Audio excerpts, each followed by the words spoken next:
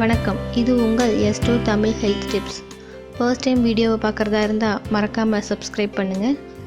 வீட்டில் இருந்தபடியே மூட்டு வலி சரி செய்ய இதோ இருக்குது பூண்டு. நாம் முறையான உடற்பயிற்சி செய்தால் கொழுப்புச்சத்து தானாக குறைந்துவிடும். உடற்பயிற்சி இல்லாவிட்டால் உடம்பு அதிகரிக்கும். உடல் எடை அதிகரிப்பில் வரக்கூடிய ஒரு சிறிய வலிதான் மூட்டு வலி. இந்த மூட்டு வலி சிலருக்கு மாதம், ஏன் சிலருக்கு வருடக்கணக்கில் கூட இருக்கும். இந்த மூட்டு வலியை குறைவான செலவிலே குணப்படுத்த முடியும். அதிலும் வீட்டில் இருந்தபடியே குணப்படுத்தி விடலாம் என்பதுதான் ஆச்சரியமான ஒன்று. வீட்டில் இருக்கும் வெள்ளை பூண்டு 2 பல் எடுத்துக்கொள்ளுங்கள்.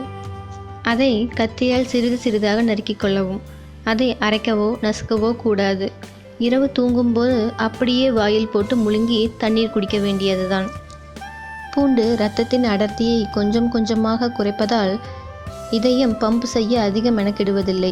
சாதாரணமாகவே பம்ப் செய்வதால் இரத்தம் உடல் முழுக்க சீராக பாய்வதால் மூட்டுகளில் தேங்கி இருக்கும் கொழுப்பு தானாக கரைந்து அந்த இடத்திலிருந்து நகர்ந்து விடுகிறது.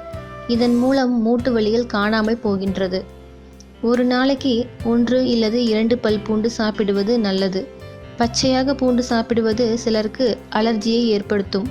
அதுவும் உடலில் கொழுப்புகள் வருவது, உடலின் வெப்பநிலை அதிகரிப்பது, தலைவலி ஏற்படுவது போன்றவை இருந்தால் உடனே பூண்டை பச்சையாக சாப்பிடுவதை தவிர்த்து விடுங்கள். அதற்கு பதிலாக லேசாக எண்ணெயில் வறுத்தெடுத்து சாப்பிடலாம். உடனே மூட்டு வலி சரியாகிவிடும். தேங்க்ஸ் ஃபார் வாட்சிங். Please subscribe for more videos.